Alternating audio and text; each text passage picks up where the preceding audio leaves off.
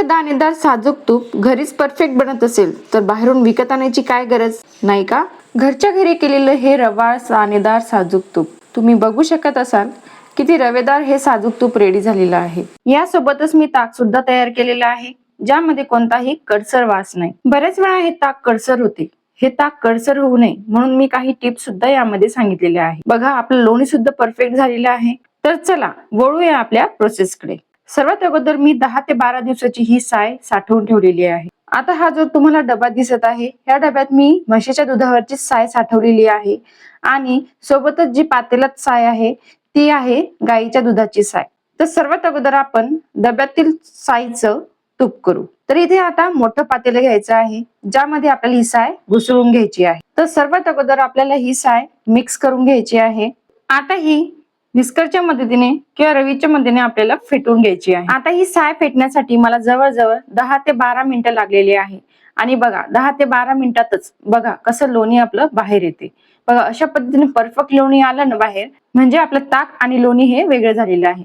बघा अशा पद्धतीने जेव्हा हे लोणी वेगळं झालं ना, यामध्ये लगेचच आपल्याला बर्फाचं पाणी टाकायचं आहे आणि लोणी हे आपल्या हाताने एकजीव करायचं आहे। असं केल्याने सर्व लोणी हे एकत्र होते आणि परफेक्ट गोळा आपला हा तयार होतो। खूप काही उशीर लागत नाही आपल्याला तूप करण्यासाठी, काही मिनिटातच आपलं तूप हे रेडी होते। बघा परफेक्ट असा लोण्याचा गोळा आपला तयार झालेला आहे। आता हा लोण्याचा गोळा आपल्याला एका दुसऱ्या भांड्यात काढून घ्यायचा आहे। बघा खूप सिंपल प्रोसेस आहे ना। बघा काही मिनिटातच आपला लोण्याचा गोळा तयार झालेला आहे। आता हा लोण्याचा गोळा आपल्याला व्यवस्थित दाबून घ्यायचा आहे आणि दुसऱ्या भांड्यात आपल्याला काढून घ्यायचा आहे।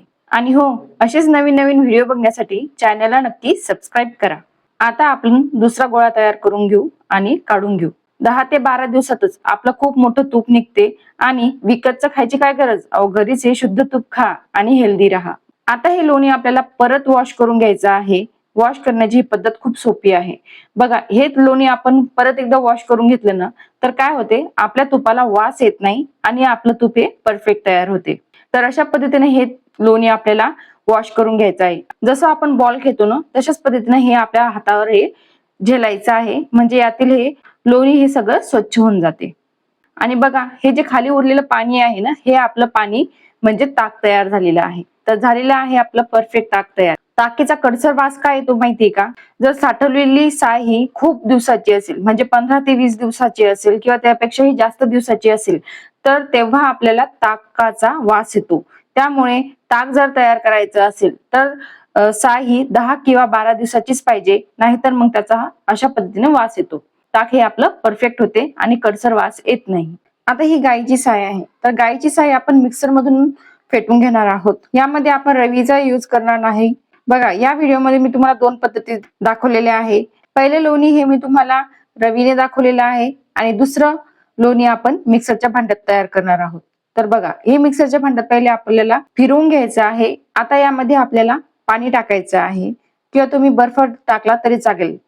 आता पाणी कोणतं वापरायचं, जर उन्हाळा असेल तर थंड पाणी वापरायचं आहे आणि हिवाळा असेल तर कोमट पाणी वापरायचं आहे। म्हणजे हवामानानुसार पाणी आपल्याला यामध्ये तसं वापरावं लागत असते। आता बघा पहिल्या लोण्यामध्ये आणि ह्या लोण्यामध्ये किती फरक आहे।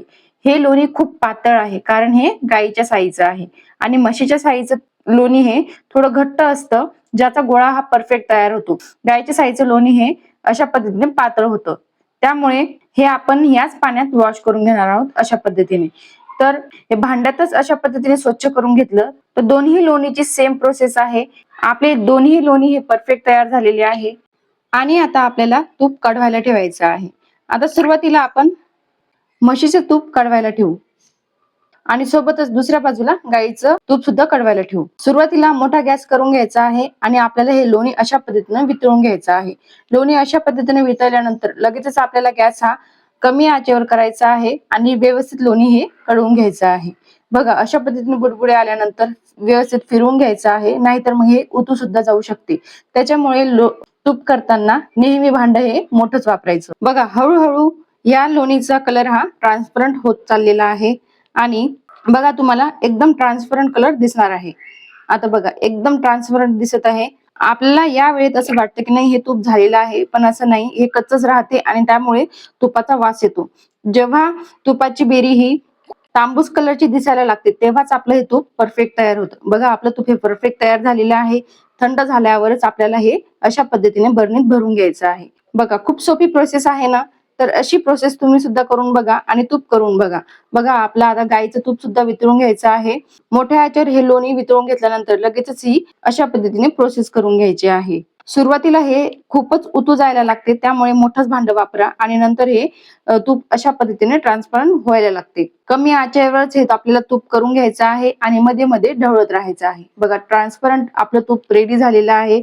मस्त गाईच्या तुपाचा पिवळा कलर आलेला आहे आणि गॅस बंद झाल्यावर लगेचच त्यामध्ये 1-2 पाण्याचे थेंब टाकायचे आहे.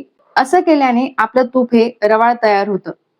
तर आहेत ना महत्वाचे टिप. तर अशाच नवीन नवीन टिप्स माहिती करून घेण्यासाठी माझ्या चॅनलला नक्की सबस्क्राईब करा. असेच नवीन नवीन व्हिडिओ मी तुमच्यासाठी घेऊन येणार आहे.